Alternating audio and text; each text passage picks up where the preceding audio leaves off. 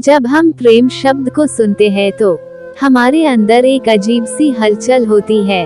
यह हलचल हमारे दिल से लेकर शरीर तक होती है। यहाँ पर हमने प्रेम की कहानी, लव स्टोरी लिखी है। यह सभी कहानी सुनने पर आपको भी प्रेम की हलचल देखने को मिलेगी। काफी लोग अच्छा प्रेम की कहानी को पसंद करते हैं, तो यह सच्ची प्रेम कहानी, रियल लव स्टोरी ही है। यह प्रेम कहानी एक ऐसे लड़के की है जो प्रेम शब्द के बारे में कुछ नहीं जानता था। उसने कभी भी प्रेम के बारे में नहीं जाना था। चलिए हम उस लड़के के प्रेम कहानी को जानते हैं। एक लड़का था, वह काफी खुश रहता था। उसके जीवन में कोई गम नहीं था। अभी उसकी पढ़ाई खत्म नहीं हुई थी।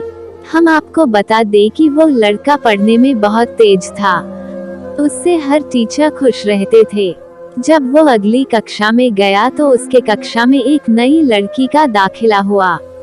वो लड़की पढ़ने में काफी सही थी। यह लड़का मन का काफी साफ था। वह हमेशा लड़कियों से तो बात करता था, लेकिन कोई बुरा नजर नहीं डालता था। अब नई लड़की उस लड़के की कक्षा में आई थी। पहले तो इन दोनों में कोई बात नहीं होती थी, लेकिन वह कहते हैं न कि नियति जो चाहे वह कर सकती है। कुछ समय बाद ही पढ़ाई से जुड़ी काम के लिए बातें शुरू होने लगी। पहले तो काफी कम बातें होती थी, लेकिन उन दोनों को एक दूसरे से बात करने में काफी मजा आता था। वो अब बहुत सी बातें करने लगे। उन्हें अब धीरे धीरे प्रेम भी होने लगा, लेकिन उन्हें इसका पता नहीं चला। लड़की तो बहुत जल्द समझ गई कि उसे प्रेम हो गया है। वो लड़के के साथ रहने के लिए तैयार हो गई, लेकिन लड़के को कुछ भी नहीं पता था।